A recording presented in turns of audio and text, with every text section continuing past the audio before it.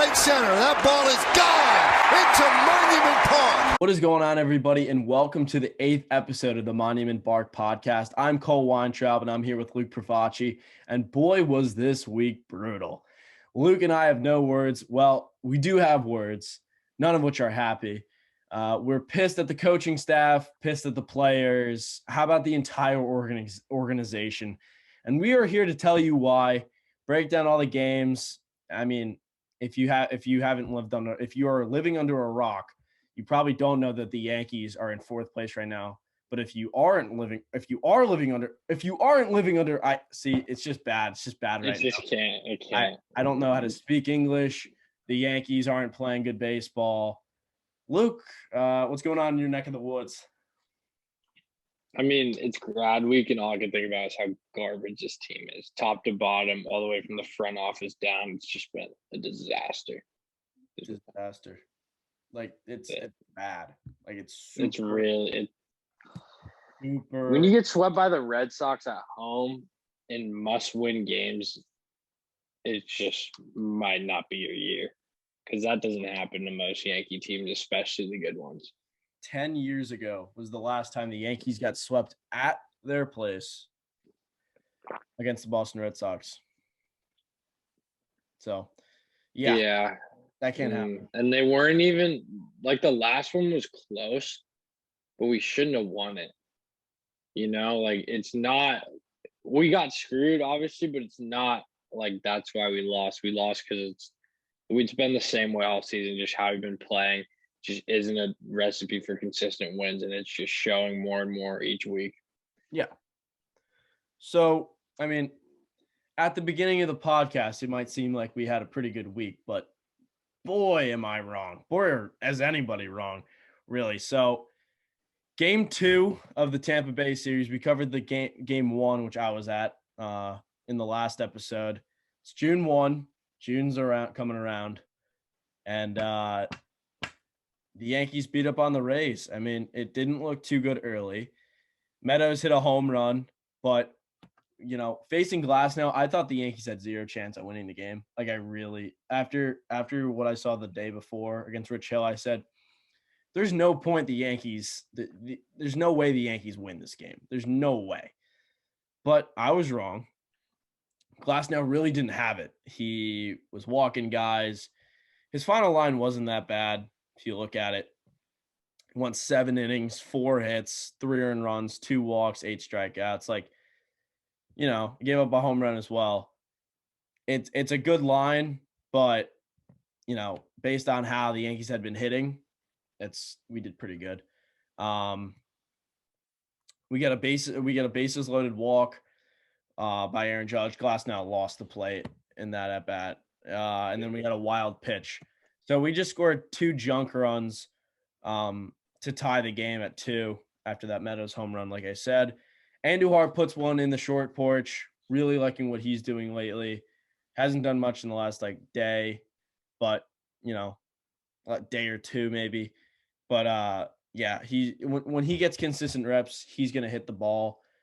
We need him in the lineup. Although he doesn't really walk, he puts the bat on the ball.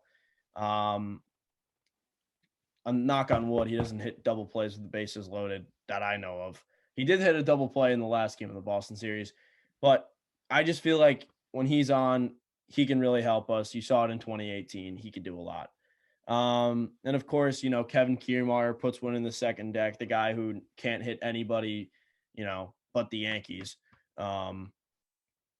So tie game at 3. And then, boy, it was the end of the game just so angering. You get all the way, you know, it's tied, but you have opportunities. But before those so-called opportunities, or actually, I'll start off in the 7th inning. Gary Sanchez leads off with a double against Tyler Glasnow. I mean, you're really encouraged to see that. Gary Sanchez this doubled off Tyler Glasnow and knocked him out of the game. Actually, I'm sorry, did not knock him out of the game. Mound visit. So Gary comes up, hits the double, gets to second base. It's too good to be true, though, because on the very next pitch, 2 pitches later, Andujar comes up, hits a ground ball to shortstop, and Gary runs to third. what was he doing? Like, you're taught at such a young age to, when the ball's in front of you, you don't make an out at third, especially when the ball's in front of you. Complete bonehead mistake. He could have gotten back to second base. He didn't. So just like that, it went from runner in scoring position, nobody out, to runner on first, one man out. Gardy flies out, Clint grounds out, end of the inning. Completely erased. Chad Green comes in, strikes out the first two hitters, walks Meadows. Meadows steals second, and then there's a wild pitch. Meadows gets the third. Then he walks Yandy Diaz. And then Wendell comes up, and Wendell has killed the Yankees over the last 2 years. Hits a fly ball to right field. Clint comes on, ball's like kind of to his right, just full out dive. The guy is probably one of the better fielders when it comes to diving plays because he makes them all the time. And that was an amazing catch. Saved probably 2 runs. The game, the ball's just gonna roll. It was over if he didn't catch that ball. It was done. So that was big. The Yankees, they have 2 men on with 2 outs. Stanton pinch hitting, grounds out, of course. Mike Ford started this game. Mike Ford stinks. Like, Mike Ford actually stinks. I'm sick of him. He got optioned after this game. Good for him. Next inning, clean 1-2-3 with Chappie on the bump. And then, goes to the bottom of the 9th, and you figure that maybe they'll come back, win it. Gary lines out, Andujar grounds out. You get a Gardner walk. He steals second. Frazier walks. And then DJ lines one over to second, and the second baseman makes a stab on it. Good swing from DJ. It was like a classic swing from DJ, but no luck there. 10th inning was pretty clean for the most part. Litke came on. And then in the 10th inning, we once again had a runner on with 1 out. Gio struck out. Then Torres walked. So you have 2 on, 1 out. Winning runs on second. And then, of course, Gary strikes out. Because when, Gary gives you something to look at, when Gary makes you happy, he'll just make you upset just like that.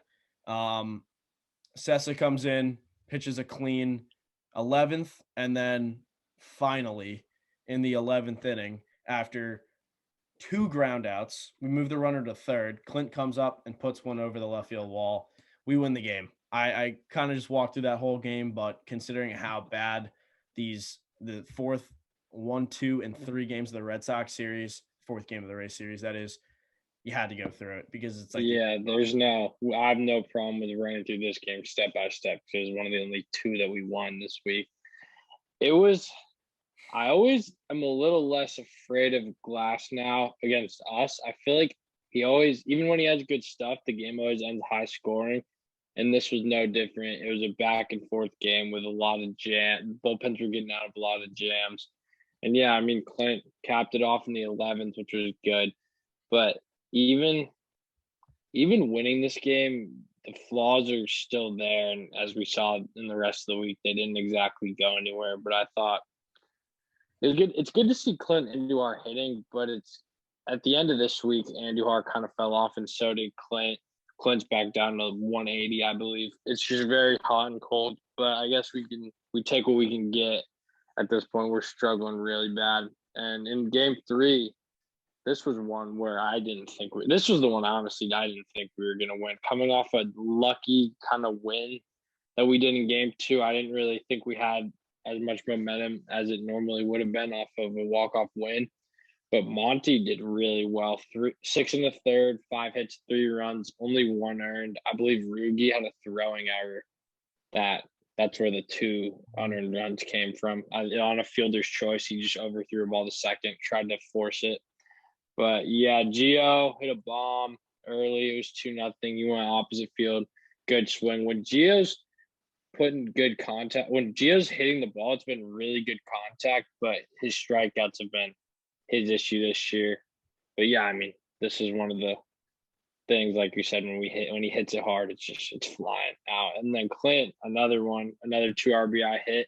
It was looking like he was going to turn it around for a little bit after the walk-off home run to the 2-run hit this game. But after this game, I don't think he's had another good one. But that hit made it 4-1, and we kind of just relied on our bullpen and not give it up. Loizaga, Green, and Chapman all held it. We ended up only winning 4-3, but I mean, the win was the win. The Chapman play at the end was super, super sketchy. He fielded it. It was a comeback into the pitcher. He ran around the mound and threw it on the run, but he got the out. I believe all 3 of these pitchers got out of jams too, but we squeaked it out. It was good to win it though. Yeah, totally good win. But if you look back at the 7th inning, the Yankees leave in Montgomery a little too long. Wendell reaches on an error. Wall singles. So then you have first and second, nobody out, and you got to – and then, Montgomery gets a big strikeout on Brett Phillips, the lefty-lefty matchup, so that's why they rolled with that there. And then they bring in Loizaga, and, I mean, I feel like we say it every episode. We bring up the Jonathan Loizaga, not my fault runs. Strikes out Rosarena, which is huge. So you get the 2 men out, and then you bring in G-Man Choi to get the lefty-righty matchup. And he hits a dribbler, not a dribbler. It was a sharp hopper back to the mound. And Loizaga just kind of stuck his glove out when it was a much simpler play. And the run scored. And at that point, I was at prom. I was living it up, but I was still paying attention because it's the Yankees. We've had some history here. So seeing that wasn't too nice, but we get out of it. Meadows hits a ground ball. Yeah, it was the definition of just a bend don't break, because stuff like this would happen. Cut into the lead 4-2, 4-3, then it was 4-3 going to Chappie, and he let the first 2 runners on, I believe. So it was first and second, no outs, and it's hard not to get a pit in your stomach when you see that happening, because Chappie can lose it quick, but he got it back and got the win by the skin of our teeth. It was just such a grinded out win, but yeah. All right, so this is a good win for the Yankees, right? So then you flip it to the bottom half of the 7th inning when Urshela leads off with a double, and then we get a Gleyber Torres walk. How about the ball gets away from Francisco Mejia and he chucks out Urshela at third, and then Gleyber gets picked off at first base to end the inning after Odor flew out. We literally made two outs on the baseline. We are the worst base running team in baseball. I've ever seen. Besides the Yankees' lack of offensive production, you look at, this is a part of the lack of offensive production, the double play balls that they've hit into, and the outs on the bases. They literally, I think they have 28 outs on the base paths, and the average in the league is 12 or 13. We've doubled it, or 15. I think it's 15. I think the league average is 15. We have 28. That is terrible. You can't win baseball games when you don't play it right. We are playing bad baseball, and we could be playing good baseball, but when we're getting picked off to end innings and then we're reading a dirt ball incorrectly, you can't do that. I mean, yeah, we end up winning with a very, very suspect Aroldis Chapman play off the mound. I was watching it on the party bus on the way home, and I was happy. And I had myself a night, but we don't talk about that here. It's a kid show, as Dave Porter would call it. So you get those 2 wins. You wake up the next morning and you got Garrett Cole on the bump. We could take 3 out of 4 against the Tampa Bay Rays. You're looking, you're happy, you're moving around. Good day so far. Garrett Cole comes in. Was it the pine tar? Who knows? I mean, Major League Baseball came out with a written rule that if you are caught with a foreign substance, you're suspended 10 games, and umpires will sporadically check you throughout the game after innings. Twice per game, I think, is the baseline. I thought it was 6 to 8, but I could be wrong. I thought they were checking. Really? Yeah, they were checking pitches. I thought it was just 2 random. I don't know. Either way, they're gonna get checked, so everyone has to stop using it. And Cole, you look at Cole's line, and I feel like it's worse than it was, because it was a lot of things that just really just didn't go his way. But then again, he was leaving pitches there. Of the 9 runs scored, Austin Meadows had 5 RBIs. He he's so good. Destroyed us. He destroys us, and he's hitting. I don't know if you can call him so good because after that great performance, he was only hitting 244. And I know that's probably like third on the Yankees, but I mean, just destroyed us. He hit a fastball away and he pulled it into the freaking right center bullpen. I was like, where did this come from? Terrible. Baby Ruth. It's Just crazy. literally. It's Like so crazy. this game, you think that you're just gonna close out a 3 out of 4 of the Rays, but once again, it was too good to be true. We do get a Gardy home run, which was, I believe, the first of the season for him because you don't really see home runs from him anymore after he had 27, 28 in 2019. I mean, just a ridiculous amount. Yeah, if he gets to like 7 this year, I'll be hyped. He had a double too in this game. It was vintage Gardy, I guess. Yeah, exactly. We're losing 9-2. One game where we score 2 runs, Gardner is, steals the show, as they say. But what it really came down to was the 4th inning. Well, after the 2-run home run from Austin Meadows, his second 2-run home run of the series, you fall behind 2-1, and Ryan Yarbrough was on the mound. Ryan Yarbrough was to be announced who the Rays starter was going to be all week. So that's another thing. You go into the next day, it doesn't even say who's starting for the Rays. So you got your ace, and then you got whoever they're throwing, and just so happened that was the right move. But you lead off with a Judge single in the bottom of the 4th. You get an Urshela double. You have second and third, nobody out, nobody. Rugi comes up, flies out in foul territory to Margot. We don't even test that. It was too shallow. And then Clint comes up, and the umpire's got his head lodged up his rear end. He's not watching the right baseball game. I swear, he called Yarborough's throwing these like loopy curveballs like 2.5 inches off the plate. And around the plate. He called it every time. They called it every single time. If Ryan Yarbrough is getting those calls, he can pitch good. I mean, any pitcher really. But if Ryan Yarbrough, a guy like him who induces soft contact, he induces the lowest exit velocity of any pitcher in the big leagues. I don't think anybody really knows that. When a guy like that who produces all that soft contact, he's going to have a freaking field day because he's just going to throw these loopy pitches on the outside corner. The best you're going to do is just get the end of the bat on it because you can't barrel a pitch that's 2.5 inches off the plate. You just can't. It's almost physically impossible unless you stand in front of the plate, and then he'll throw you a freaking 81 mile an hour fastball on the inside corner and you're done. So when a guy like him who can just completely take control of the strike zone is doing that against you, and with the help of the umpire, you're done. So Frazier strikes out. He takes the 3-2 pitch. Like, it was a total strike. It was the only strike you get back. But yeah, exactly. And do you get mad at him? I don't know. He's in that hole, and it wasn't his fault. So Andujar comes up, strikes out. So you knew. Once it got to 2 outs, it was done. It was done.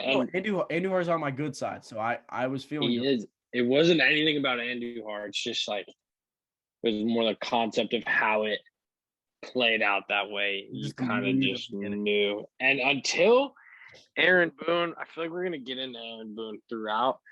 Until he just freaks out and says something to these umps, we're gonna keep getting these game-altering calls called on us without repercussion because he's not doing anything. It took Phil Nevin and Marcus Thames and even Sabathia from the stands in the last Red Sox game to freak out on the ump and get someone tossed.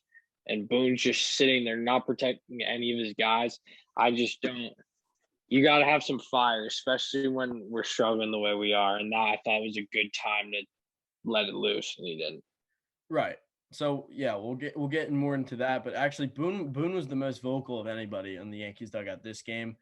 You had to be. Like, the calls were terrible. He actually got tossed in the 7th inning of this game. I'm not sure if you knew that. A little too late. That's what I'm saying. Like it's 9-2. Like, you got to do it when it's an opportunity to get us momentum. When we're losing that badly, it just feels Right. stupid to me. I don't know. But I really think what happened was I feel like after this game, somebody told him to chill out because he would have been flipping. He would have been flipping, you know what? He's flipped before. We've all seen it. And he's very vocal at times. So why does he just go like just all of a sudden quiet against the Red Sox at home when you're playing a manager who was in a cheating scandal? You want to beat him more than anything. You're gonna do all you can to win. It just doesn't seem right to me. Like I don't think it was Aaron Boone being quiet. I think it was Aaron Boone being told to chill out because I don't know. I don't get why. I just don't get why. If it's not on Boone, obviously no one. You could speculate. No one really knows. If it's not on Boone, then obviously my statement would be different. Yep. But just seeing what I saw where we were getting screwed out of a rally when we already can't hit runners in scoring position to begin with, and just seeing us go down like that was tough. And I didn't feel like the ejection later in the game really made up for it. It was just senseless at that point, in my opinion. But yeah, I mean, who knows? We don't know what's going on behind the scenes. I wish we did. Maybe one day we will.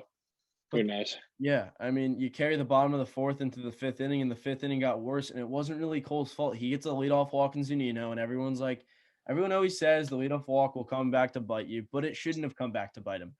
You get a strikeout on Taylor Walls, and then Kiermaier comes up and hits a soft ground ball to LeMahieu, and he runs at least 5 feet out of the baseline, and they don't call him out. I know you can round the bag when you're, trying to hit a double, when you're just rounding and, getting a good jump on first base. But this was to, evade a tag, not to set up for a double. So I don't know if that's in the rules of baseball where you can always just run out of the first baseline. You can run to the dugout and back. Like, I don't understand. But they call it a single. So then you got first and second, 1 out. Cole ends up striking out a Rosarena, who, it's not like the same Randy because no, he's dead. He's done. So it's all right. Let's relax. He might end up biting us in the what at the end. Don't like that. We saw that 3-game set at the end of the season. That's Randy time. So you get first and second, 2 men out, but it really should have been the inning. After the Rosarena strikeout should have been the inning. So what happens next? Brandon Lau RBI single. And then what happens after that? How about a Yandy Diaz 2-run single?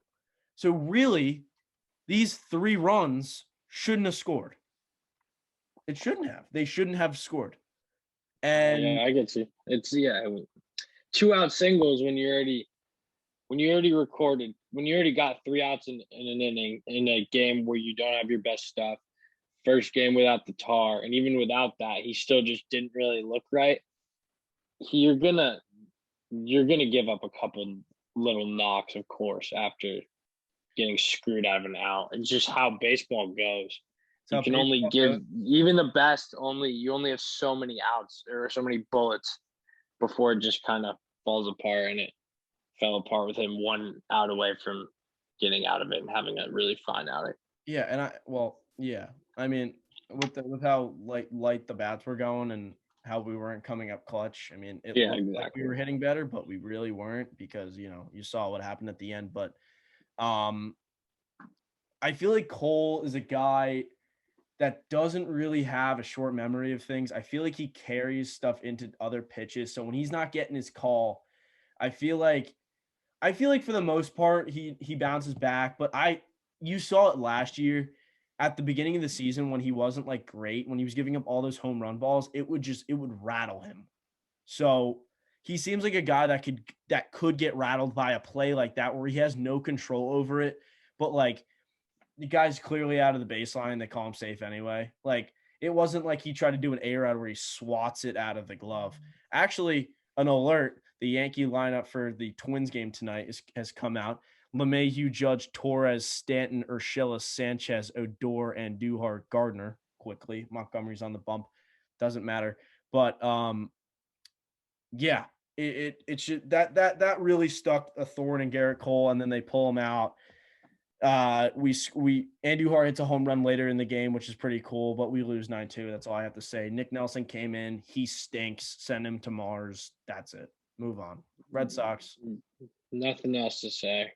got out of there with the split. It felt okay, but it just didn't. It's just you just knew after losing a cold start, something was going to go wrong, and it carried right into that first Red Sox inning. But then again, we are 6-6 in Garrett Cole starts, so it's nothing new. But every time you see Garrett Cole penciled in, you just should win the game. You should. You should. And it's such a mental. But when you play for this team, you don't. Yeah, I know.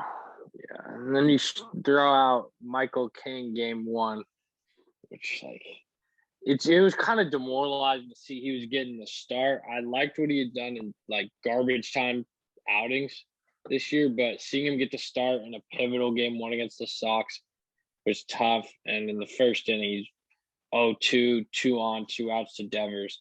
He throws a high fastball that was not high enough, and it sounded like a gunshot. Bomb. It was a gunshot because we were dead. Dead. Yeah, exactly. I mean, pretty much that was the game difference. Was over after that. 3-0. It was 3-0 all the way through till the 6th. Marwin Gonzalez doubled to make it 5-0. He killed us. 4 for 11, 3 doubles and a home run on the series, and they were all nailing the coffin hits too. And then Judge answers with a solo home run to right. It was lasered, and we add on another run with an error. But all night, it was the same old story. We can't hit with runners in scoring position. After the 3-run bomb in the top of the first, we had 2 on in the bottom of the first with a chance to put a little dent in their lead and work our way back to the game and series, and it just didn't go our way. I believe we had to do a double play, and it was just over from there. Bats went dead. Game was dead. 5-2 loss. We had chances. We really did. Runners on often. It just wasn't our night, and we've had a lot of those. Here's how we lose. 15 strikeouts. Yeah, exactly. 13 left on base. Exactly. 6 through 9 hitters went 0 for. Oh, was this the game? The first 5 went 8 for 17, and then the last were 0 for? 0 for 15 with 10 strikeouts. You literally could have put a bunch of middle schoolers. Terrible. That's terrible. It's so terrible. When the top half of your lineup gives you 8 knocks in a year where we can't get eight knocks ever, and you just leave us out to dry like that, it's just so demoralizing. It's so demoralizing. Top of the order went 8 for 19. Last 6 through 9, 0 for 15, 10 strikeouts. Beautiful. And in the top of the order, you got 2 strikeouts from DJ. You got a strikeout from Judge. You had 2 strikeouts from Urshela.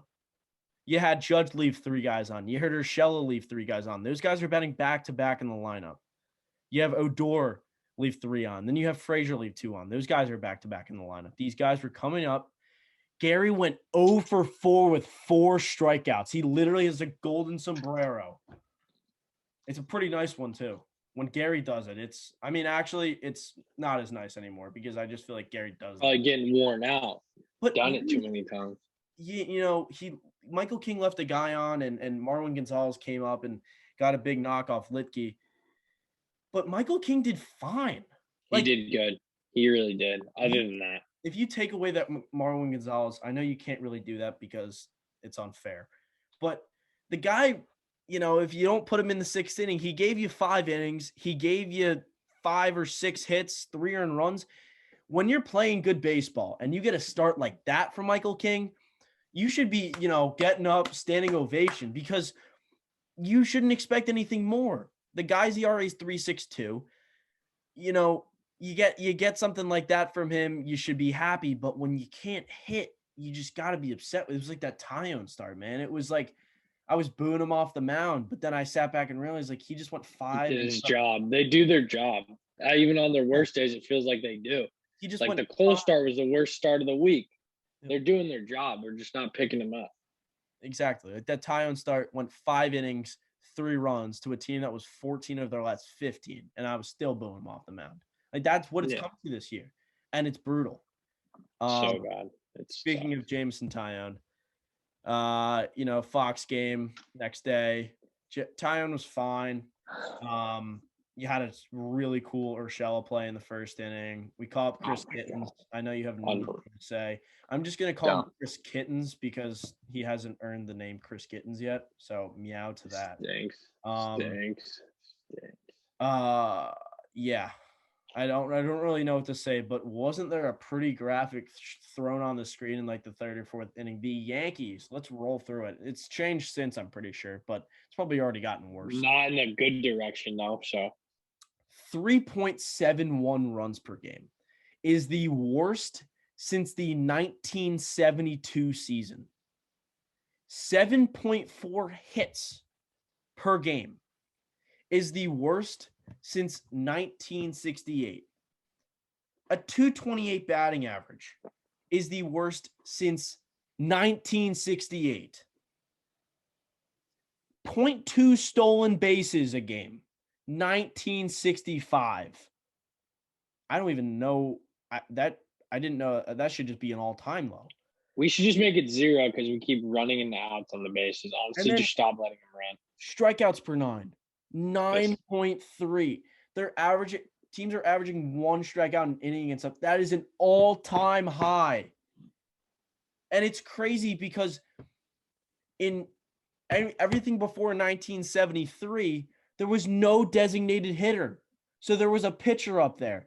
And I named you, all those years I named you were all before 1973. So we're playing like we have a pitcher up there. We're playing like we have 4 pitchers up there. This is painful. This is a painful time to be a Yankee fan. We couldn't hit water if we fell out of a boat. It's terrible. I'm done. I feel like it's hard to get up here every week and say the same exact thing. It feels like the season has been like 6 months long. I feel like we're in the dog days already. We've been in the dog days the whole time, for being honest. I'm exhausted. It's terrible. Watching these games is like a job. It's really bad. They don't do anything. None of it's enjoyable. It sucks. Yep. Does.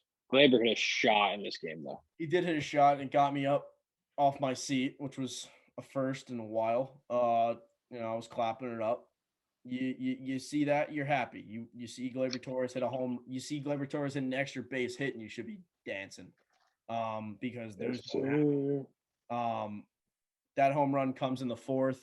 Eduardo Rodriguez was like the Yarborough start, but it wasn't as bad. Eduardo Rodriguez was throwing these backdoor cutters like an inch off the strike zone, and it was just over and over and over. The umps are just so bad this year. I really don't know what to say. It's not why we're bad, but just in addition to us being terrible, the umps are also awful. Every game, it's either a foot left, right, up, or down. You just have to figure out which one it is. And it changes throughout the game. So it's not even like hitters can adjust to a consistently bad strike zone. It's sporadic. It just changes throughout the game. I don't blame them. Like when I'm watching the game and there's one or more awful calls in there at bat, I don't even blame them anymore. Because with how hard it is to hit in this day and age, you can't be having calls like that just affect your bat. It's so bad. It's so bad. So where it really fell apart was after Tyon got through 5, he was at like 60-some pitches, at 63 pitches, and it was like, this is like the best I've seen Jameson Tyon. You're up, I believe 2-0. You're feeling good. Tyon's rolling, and you're thinking 2 out of 3 after when you see it start like this. You got Herman giving the ball tomorrow. After that, and you get a fly out from Danny Santana and Alex Verdugo, who thought he was like freaking Johnny Cash with his mic. It was just he hit a ball completely against the shift. So there's a knock. Xander comes up. Yep. Xander Bogaerts comes up with a fly ball to right field, and our science project in left field, Miguel Andujar, runs back. Has no idea where he is. Like he doesn't know where the wall is. And I'm not going to fault him totally because he doesn't play left field. He's not a left fielder. He also isn't a third baseman. So he's really just a hitter and that's it. But he doesn't put out his arm and loses track where he is. He had an extra step. He would have made the play, but He doesn't. So it's second and third, and there's one out. You're already thinking intentionally walk when you see Rafael Devers dig in. And then when he goes 3-0 on Rafael Devers, I'm thinking ball 4. But they continue to pitch to him. He gets 3-2. He just throws another fastball. He's looking like Chad Green out there, which we'll talk about a little more in a minute. And it's 3-2, and I'm still not feeling good about it, but it is 3-2. All he's got to do is put him away. And he throws a fastball just right in Devers, any lefty's wheelhouse, low, a little in, club. Like, it's literally the lefty special. Like there are times where I felt like when I was playing, I could close my eyes and just hit that pitch over and over because it's just so natural. It's just that cut, and especially with Devers, who starts high and he breaks down into the strike zone. You throw him another fastball low and in. Why don't you throw him an off-speed pitch? 6 fastball in a row. Literally. You can't give him the same look every single pitch when he's been mashing fastballs his whole career pretty much. And in the game before, hit a home run that went off the bat 116 miles an hour on a 2-strike fastball. You would think they would try something new. It bit us twice. It really did. It was terrible. You throw him a breaking ball in the dirt. The worst thing that happens is it's ball 4. And the best thing that happens is he strikes out and there's 2 outs and there's second and third and, you're 1 out away. But no. How about a 2-run single? It's tied. So that's amazing. Hunter Renfroe's on deck. You're thinking about the double play ball earlier. So you load the bases to face Renfroe. More of a power hitter, but you could still strike him out. And then bring in Jonathan Loaisiga. He gives up a single. It's first and second. There was already a Loaisiga not my fault runner on as Marwin Gonzalez comes up and hits a double. So that run's not charged to Loaisiga. That's actually charged to Tyone, which stinks. But he looked so good in those first 5 innings too. Did. And they pulled him. When they pulled him, he was at 74 pitches. Like, that's like unheard of. Like, unless you're injured. Like, it's just I know. He was rolling. And then we got him runs. And then he fell apart. And it's honestly, I hate beating up on a single play. But when you have like 3 guys on your team that are positionless, that don't play the position you're playing them in, stuff like that's bound to happen. And it really did have a big impact on a really good Jamerson Tyone start, which we haven't had many of. So it's frustrating. Yep, totally. We end up getting out of the inning, but we hit a sac fly in the next inning. Thank you, Glaber. But that's it. Those are our only runs. We scored 3 runs, and that's it. So it's tied at 3. I come home from my graduation party. Loaisiga with first and second, 1 man out, gets a line out to third. Gio catches it, throws the second, double play. You're feeling good. It's a tie game. How about a double play from Clint Frazier to end the inning after your Gary Sanchez 1-out single? Great. Move on. Chad Green comes in. Chad Green literally brought out the L screen, the batting cage, anything that's related to batting practice. He was out there. Leadoff single to Devers, struck out Renfroe. Gets a pop out on Gonzalez. You're feeling good. 2 outs. He has 2 outs. Just get out of it, please. Runner on first base. He throws another fastball to Kike Hernandez at his eyes, I may add. Complete level swing. Destroyed. And Devers was running. Chad Green threw over to first base like 7 times that at bat. I was like, what is he doing? Like, why? Like, focus on the freaking hitter, not Rafael Devers, who's not Dave Roberts or, Juan Pierre. Just focus on Kike Hernandez. So Devers goes. He scores easily. Vasquez comes up, pokes one just fair down the line. – Great piece of hitting. Tipper cap, 5-3. Bobby Dahlbeck, 2-run home run, It 7th. was a bomb. It was a bomb. Absolute It's bomb. so hard. 460. 450. It was like right into the bleachers, no doubter, just moonshot. And that's it.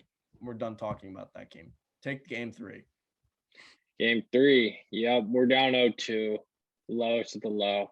Game 3. Herman still gives us a good start though. 5 2/3, 3 hits, 1 run. He really has looked good this year outside of his early season woes that got him sent down. And we were hitting the ball well too. We had 8 hits after 3, just none with runners in scoring position. Herman did let up an early home run to Verdugo, another shot, 446, to give him a 1-0 lead. But we bounced back in the bottom of the first with 4 hits in a row after a DJ strikeout, including a Sanchez double to put us up 2-1. But Gittins and Frazier struck out to end that inning, leaving 2 runners on. And then pitcher started cruising a little bit. Wasn't another run until I believe the 4th, where Judge hit into a fielder's choice to make it 3-1. It's not the ideal result, but it's an RBI in a year where we haven't gotten RBIs. So I guess you got to tip your cap. And Judge has been our MVP by a mile this year. He's been doing really good. And we held that lead until Lucas Licky came in and hangs a breaking ball to Marvin Gonzalez, who just clears one. It was only 346. Just straight Yankee Stadium, just clear. It sucks. It's going to happen. First row home run. Automatically game's tied at 3. You just hate to see something like that ruin a great outing from our starting pitcher. Then, I just kept stalling, not really scoring. And then there's a fly ball into the Bermuda Triangle in right field. We have DJ running back, Clint running forward. Clint can't catch the ball if it's in front of him, so obviously he didn't call it. Leaves DJ out to dry, hits him in the glove, leadoff double.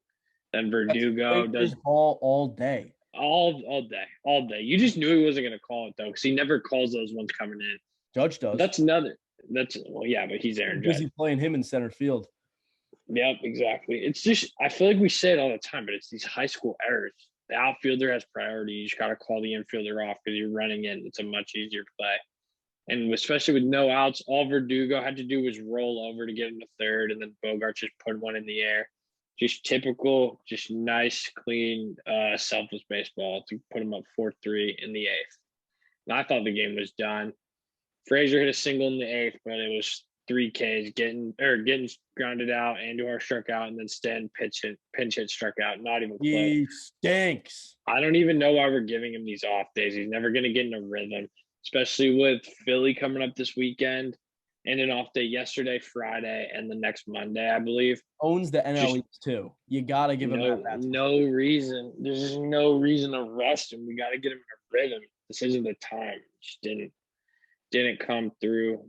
We get out of a leadoff double in the 9th by Chappie. He's been a little in and out of trouble, but didn't choke the leads or didn't make the deficit any worse. So I guess not much to complain about. We limp into the bottom of the 9th. You think it's over. DJ leads off with a ground out because that's all he's done lately. He's been awful. Judge walks, and then Torres just pokes one down the left field line. Perfectly placed. Judge scoring for first. It was unbelievable. I was stoked. And it wasn't even a stoked like I was happy necessarily. It was just a big weight off my shoulders, sigh of relief. And Urshela had a chance to win the game. He struck out. I feel like he's done that a lot recently, leaving a lot of runners on base. They intentionally walked Sanchez, which is insane. Who intentionally walks Gary? Who in the right mind would ever walk Gary in a big spot? When was the last time you saw Gary Sanchez get a huge hit late in the game? That walk-off against the Twins in like 2018. It was a 3-run shot. We're down 3. Yep. And so that's an error on their part, but it didn't end up mattering because Odor pinch hit, works the count full, little breaking ball in the righty batter's box, gets run up. Game was over from then. We had no pitching left. That was the worst call I've ever seen. That ball, I think, it was measured that, like, horrendous. 5 inches off the plate. I think like gasped. I that's like gasped. I was shocked. it's like It was a full baseball length outside. It was crazy. like I don't Everyone's understand how, like, you're coming up here, right? And you're like rooting at Odor, right? And I was gonna show lefty, but you're here, right? And then he throws a pitch like right there, and it's a breaking ball. What is he supposed to do? Like jump across and hit it like that? No, that's a ball all day, every day, day and night, afternoon, northeastern. I don't know what I'm saying. It's a ball. That was the worst call ever. The Yankees got absolutely hosed, and we can't win. We can't win. We can't win after that. It's Nope. so defeating. Yeah, after that, and then you trudge Louis Cessa out in the tie game. You knew it was bad news. He almost did get out of it. He had 2 outs. He did. Bogarts is just a much better baseball player than Louis Cessa is. So that was that. 6-4. Yep. Frazier, this Valdez guy was garbage. Clunked Frazier on the first pitch, and then Andujar hits into a double play. Just Like, such this an guy ugly. literally looked uncomfortable, and he throws more changeups, I believe, than any other major league pitcher. It's just all changeup, and I don't think we've ever really seen him before. So it might speak to why we didn't do good, but We just can't hit with runners in scoring position. We hit into a bunch of double plays. and that's why the extra inning rule is so painful, because it just starts with a runner in scoring position. I'd rather every other team get a runner in scoring position to start the inning, but we get none, because I feel like we hit better with nobody on base than with a runner on base. So just modify the rule for the Yankees, make it worse. Don't put a runner on for us, because we're not going to score them. Doesn't happen. We did end up scoring one off of Tyler Wade. He's our silver slugger. I couldn't. I was watching with my friend who's not really a Yankee fan. He was like, "Who's this guy?" After his first swing, I was like, "Yeah, I know. I know. We don't. It's done. The only chance we have with him up is if he hits one on the ground softly." I don't remember the last time I saw Tyler Wade hit a ball past the pitcher's mound, but I also don't really remember the last. Oh, actually, no. Wade hit a triple. I'm just trying to be funny here, but he hits these little squibers, and bro, he was moving. It was like Chris Johnson in 08, bro. It's so fun to watch. So they make that throw, and then DJ comes up with the tying run on second base. Take it away. I mean, it was poked. Can I see how hard that hit? Go for it. Keep going. Pounded right into the ground, right up the middle. Sliding stop, slight bobble, throw. Game's over. Dude, my sister and mom are screaming at each other right now. If this picks up in audio. No, you're good. I don't hear it. I'm going to be upset. All right, good. You're good. Yeah, I mean, DJ's just beating the ball into the ground right now. It's not. You knew it wasn't going to go our way, but it almost did, which hurt. Ball was hit 96 miles an hour. Actually, the Andujar double play that was right back to the pitcher was hit 103 miles an hour, and the pitcher literally feel it like it was like awesome. Like he laid it. Roller. He was like looking away, and it just like stuck in his glove. But it still was clean. Like he didn't bobble it or anything. It was just right out. I don't know how. He was just so ugly. I'm not even like I was mad at Andujar, but now that I'm looking at the exit velocity, he just got unlucky. Yeah, happens. I don't know why we're hitting into so many double plays, but it sucks. So we lose that, and we get swept by Boston. Like we said earlier, it was the first time in 10 years. So Luke found a very I don't know if it was really a find or his notification. Blown up about it. No, it was just I was just scrolling Twitter, and it was the real reasons why the Yankees bats are struggling. And I mean, when you see something like that in a time like this, you're gonna click on it. Yep. Mike Petriello on Twitter. Great article. It kind of broke down each individual player and why things aren't going well. So I'm reading an interesting part of the article. It says it's not that they don't walk enough. They're second best, actually. The Yankees, that is. Let's not get this. Yeah. It's not that they don't hit the ball hard. Third best, actually. It's not that they chase too much. fifth lowest, actually, behind 4 excellent teams. It's not that they haven't been clutch because they're in the middle of the pack. It's not that they don't swing enough at first pitches, as they do almost exactly at an average rate. So it just doesn't make sense. And then he goes through each player and as to why, it's It's just not brutally constructed lineup. Just But- the flaws from what I just sucks. really find interesting, Luke, you could pull out a part, but talks about Gleyber Torres. He's a 5-point improvement in strikeout percentage. Gleyber Torres from 2018 to 2019, when he was like 20 or 21 years old, had an OPS plus of 25 or 125, so which is 25% over the average major league hitter. He struck out 23% of the time and chased out of the zone 30% of the time. There were times then where Gleyber would just swing at everything. But in 2019, he hit 38 home runs. If you look at his 2020 to 2021, the shortened season, now the 60 games so far, he's got an OPS plus of 103, 3% better. He struck out at an 18% rate and chased out of the zone only 21%. So that's 5-point improvement on the strikeout rate, and that's 9% improvement on the chase rate, which makes absolutely no sense. He was better when he was making less contact. We're always talking about how the Yankees got to put the ball in play, no more strikeouts. But actually, it's the complete opposite when you're referring to Gleyber Torres. Petriello writes, he's become much less aggressive on the first 2 pitches of a plate appearance. You wouldn't want to say a batter should strike out more, but has Torres sacrificed that good contact for the sake of more contact? He's sacrificed contact, gotten rid of power, but his contact wasn't even that much lower when he was hitting all these home runs. So hit the home runs, please. That's what I was saying earlier about Urshela. It's kind of like the reverse thing with Urshela, because when Urshela's hitting the ball, it's a seed, but he's just not hitting it as much. And you could see it because with Glaber's a more naturally talented hitter than Gio Urshela. So he can afford to just free swing sometimes and put the ball in the seats and just take hacks because he's that much gifted of a hitter, whereas Urshela needs to be more. He wasn't always as great of a hitter, so it makes more sense that he's taking a different approach, and we're happy for when he does put the ball hard in play.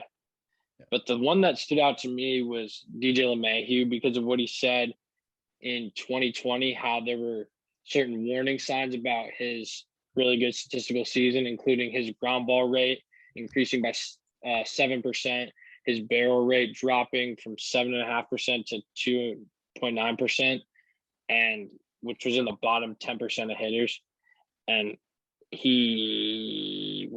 was another one. Yeah, no, his batted ball in play, he's down 67 points on batted ball in play. Yeah. His barrel percentage is 2.8%, and it's the bottom 6 of the league. Yeah, exactly. So his barrel percentage is down, his batted balls in play are down, and his K percentage is 8.2 points up. Actually, so everything. Sorry, his barrel percentage last year was 2.9, and then again this year 2.8. That's what he was saying, where it was warning signs like the results didn't really match up, stuff like that, like what you just said. So it almost sounds like if we dove into these specific statistical analytics for DJ, it would have been expected, but it's worse than even the stats suggest. He's just not hitting the ball, and when he is, it's not hard, and when he's not hitting it hard, he's striking out. It's just nothing good going on for DJ. Should we move him out of the leadoff spot, you think? What? Like at what point should we move him out of the leadoff spot? Like at what point is it just like it doesn't work anymore? I don't know. No one else is even. Who are you gonna bat leadoff though? I mean, no one. I mean, Judge. I don't know. Everyone else is just. I mean, you go through the other points. Urshela's gone up 11 points of his strikeout rate. It's actually tied for the largest jump in strikeout rate from 2020. He's swinging through fastballs more while being more productive against them. And he's swinging through breaking balls less. But he's actually his hard hit rate is the highest of his 3 years with the Yankees. And when he hits the ball hard, his ground ball rate on those hard hit balls is the lowest.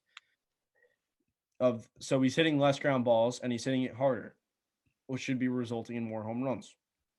Clint, minus 10 points of his line drive rate. He speaks on Stanton. Stanton's only been I'm sorry. Continue, sorry. No, I was just shaking my head at what you're saying on Clint. Like, I'm surprised it's only down 10 points. I feel like he hasn't been hitting line drives at all. He's usually a guy who's big with his bat speed and just putting hard contact on the ball, and it just hasn't been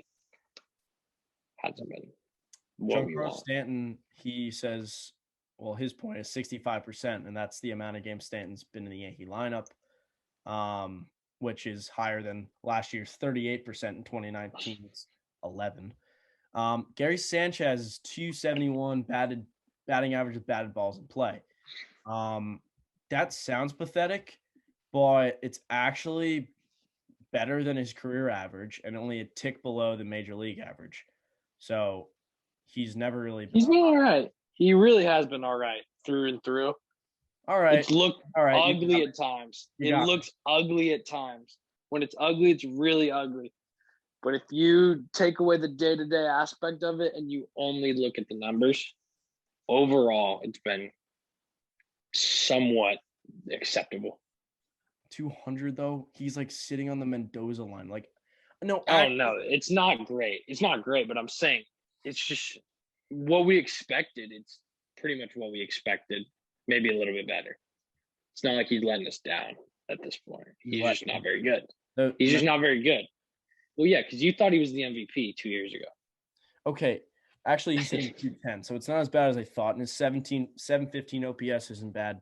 Or it's not good, but it's also not terrible. Yeah, 2 years I thought he was the MVP at some point in the season, mid-year. But, I mean, that fell off bad. Really bad. He had like 26 home runs, and he had 270. I was getting Pudge Rodriguez vibes, but it didn't happen. He fell off to 230. And he only hit like 5 more home runs the whole year. Enough with that year. But he just looks lost, and he plays baseball like he's never played a game before.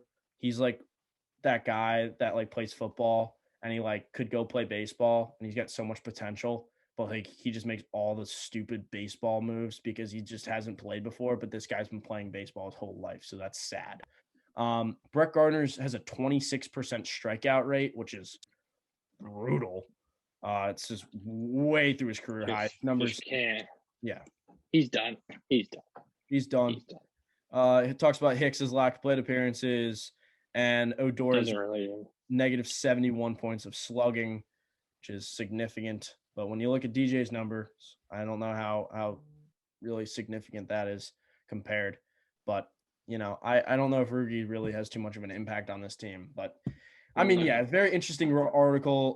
If you'd like to give it a look, just look up Mike Petriello. We'll also we'll retweet it after the episode, after we record this. So when you listen, you'll see it.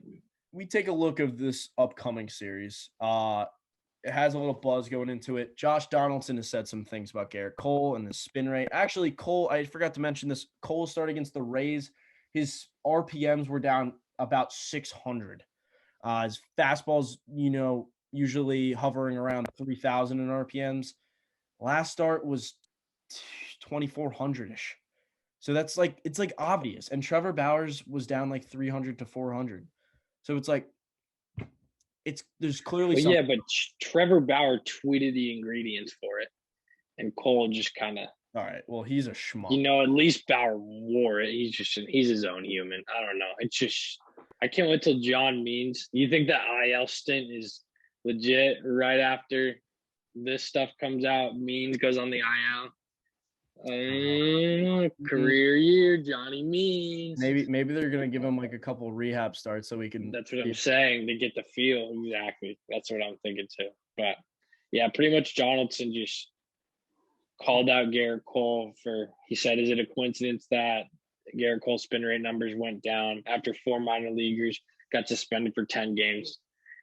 And I say you put one right through Josh Donaldson's tuchus. I think no, not the head. No, I say you spray him right in the leg. You get some fire in this team. Would you like to hear the Twins lineup tonight? I guarantee maybe 4 or 5 of the players. This is pathetic. Kyle Garlick is leading off and playing. Who? Exactly. Oh Josh my Donaldson is God. DHing. The 2019 All-Star Jorge Polanco's over at second and ex-cheater. Miguel Sano's at first base. Ryan Jeffers is behind the plate and catching. I mean, behind the plate. Nice. Trevor Larnach. Nice. Former Bro. Yankee and middle infielder Rob Refsnyder. Let's go. He's actually hitting well this year. Let's go. Williams Astudillo is not behind the plate. He's playing third. And Andrelton Simmons, I don't know how Andrelton Simmons is hitting behind Rob Refsnyder. He's batting ninth and playing shortstop, of course. But that lineup is so bad. Awful. If we lose, I'm done with the Yankees. But if we can go in and whack them, we own the Twins. Let's hit Donaldson. Let's go. Like let's get some fire in this team. Let's go to Philly. Let's move on. We have an off day on Friday for absolutely no reason. Let's just move through it. Let's go. Start smacking the table, baby. Let's go. I just can't. We could pick up some momentum here. Random game of the day. I know we're moving quickly, but random game of the day, September 2nd, 2019. We're kind of upbeat right now, but how about we tone it down a little bit, because this was the game where the Yankees were shut out for the first time in 220 days by none other than left-handed starter Mike Minor. There you go. Just not good. Rudy. We're gonna pick these games of the day based off the mood of the team. Facts. And this felt just absolutely fitting. Just an absolute stinker, like the ones we've been getting all week and all year, pretty much. LeMahieu led off. Judge hit second. Torres hit third. They combined for an 0 for 11. Tauchman had 2 knocks. Tanaka, 6 innings, 7 hits, 2 earned runs, 2 walks, 5 Ks. 103 pitches. Nezzy came in, 2 innings, 3 hits, 4 earned runs. He's back on the Yankees. Nestor? His ERA is under 2. I don't know if you've kept up with that. I just feel like he's not even on the Yankees, but he just pitches when the game's already done. Yep. Terrible game. We gave up home runs to Jose Trevino, Delino DeShields, and Shin-Shu. Do you remember Ronald Guzman, the first baseman for the Rangers? Do you remember how he used to kill us? Do you remember he had 3 home runs again? I don't know if you remember this. He just hit nukes. He was a lefty, right? Just bombs. But he was hitting under the Mendoza line and killing the Yankees. Makes no sense. We have one of those every year, at least one. Just is what it is. I'm trying to come up with somebody this year. Marvin Gonzalez, Austin Meadows, both hitting 230, 240. Actually, murdering us. Marvin Gonzalez only hitting 205. Okay, so there you go. That's a perfect example of that. Even better. I like it. Even better. Just perfect. I hate everything. All right. We're going to go in. We're going to beat up on the Twins. And we're just going to come back here. We're going to talk about the Phillies game. Actually, Monument Park will be traveling. Well, Cole will be traveling to. You're not coming to Philadelphia, aren't you? No? Okay. Not going to be able to make it. We're going to go to the 2 games in Philadelphia. Maybe some live coverage, maybe a live stream. I don't know. What dates are those? That's June 12th and June 13th. All right, and then I go to Oracle on the 15th for a little Giants D-backs, get some Cattell Marte scouting in. Try to get talking. I'll try. I'm sitting so high. I don't know how you do it. What do you? Just get there early, go down the third baseline, and just scream for Talkman and just say, Mike Talkman, shout out the Monument Park podcast. You don't even need to get the autograph. Just tell him to shout out the pod, and that's it. I'll do my best to get a clip. I'll do my best. That'd be sick. Get a clip of Mike Talkman. That's it. That's what I'm saying. Just post it. Either way, but yeah, I said he'll probably get an off day, of course. I think he's hitting like 180. Yep. He's not doing so hot. But yeah, I mean, we're getting to see a lot of live baseball this week, or I guess it'll be more next week. But upcoming, us too, so hopefully we spark some rallies and get some things turned around. I like the way you think. I'm coming out. It's an hour and a half till the Yankee game. I'm going to pump this podcast out faster than speed light, whatever that's called, speed of light. And yeah, thank you guys for listening. Follow the socials, Monument Park Pod, Twitter, Instagram.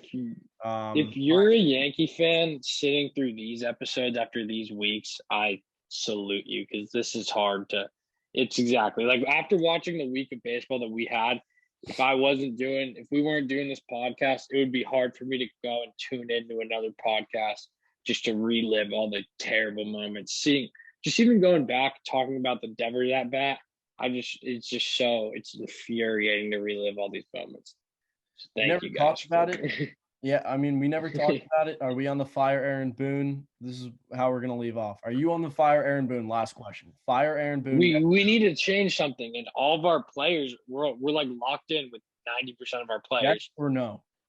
Yes, sure. Let's do it. Okay, let's do it. Hashtag fire Aaron Boone. Thank you guys for listening and watching. I already said that. We'll catch you guys in the next episode. Yeah, later. Peace.